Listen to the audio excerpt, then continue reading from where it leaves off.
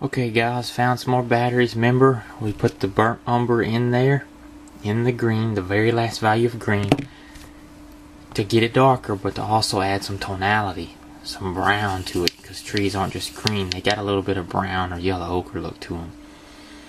So, here we go. Now, don't get this really wet. But again, don't worry about it either. This takes a lot of practice. You know, for some of you might just pick it straight up. And remember, when we're doing this, it looks nasty.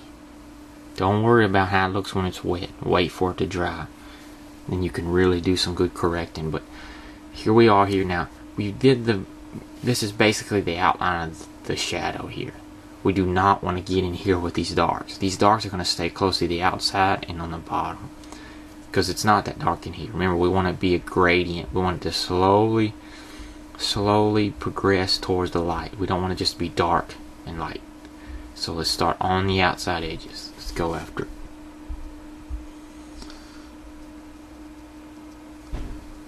Nice, that's very nice.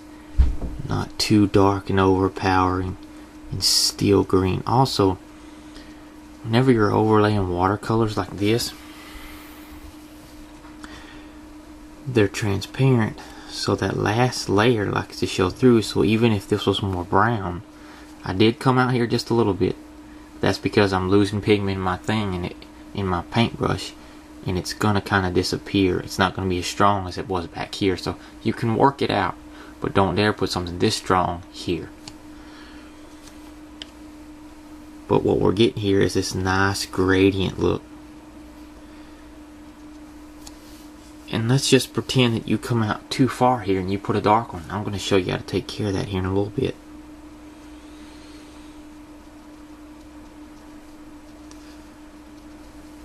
This is going to look really nice as the lower wheels.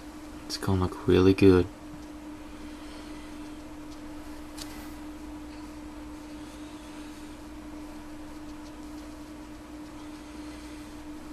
Pigment's leaving, so I'm kind of branching out and getting brave and bringing it out here. Now if you look here, I can see it in the camera.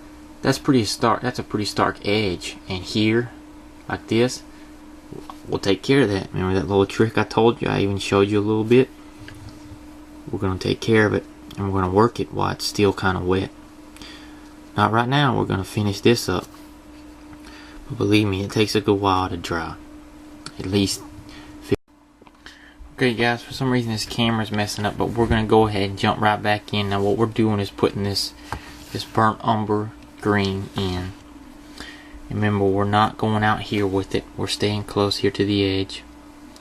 However, when the pigment starts to go and it starts becoming more water than pigment, we can branch out like right now and actually bring it out here. Let's kind of mix it up a little bit more because it kind of got watered down. I'm trying to fix this camera and it's messing up. But ooh, that's a bit dark. See how dark that is? Remember what I told you? Gets like that, picks them up, put it after you dry your brush. Kind of spread it out. Just keeping a feather touch so that I'm keep the brush dry. Popping it around in there, and this is okay because the bottom needs to be dark anyways. There we go, we're popping it in there. Really dry my brush off so that I can actually kind of bring this out and blend it almost. You can blend with watercolors. I'm doing it.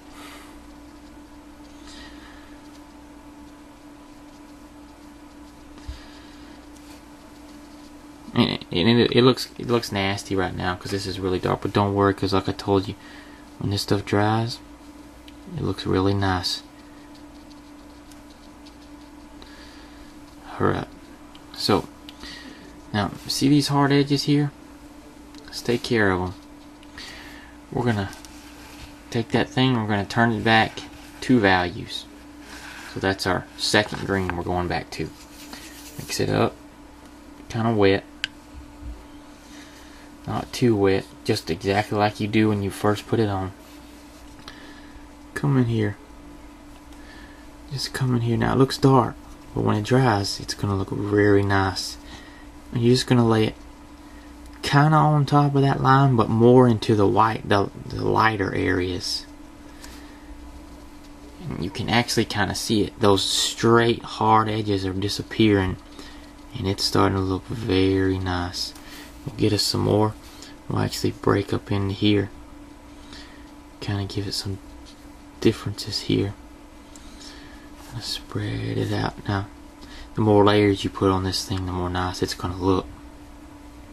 You see how full it's looking now? Back up in here, and almost like right in there, almost kind of this little circle, and this definitely helps this circle look area kind of come out. Okay, now this is drying, and this is basically it. And I'm going to do one more thing after this, and that's it. Alright guys, here's that first image we started with right here.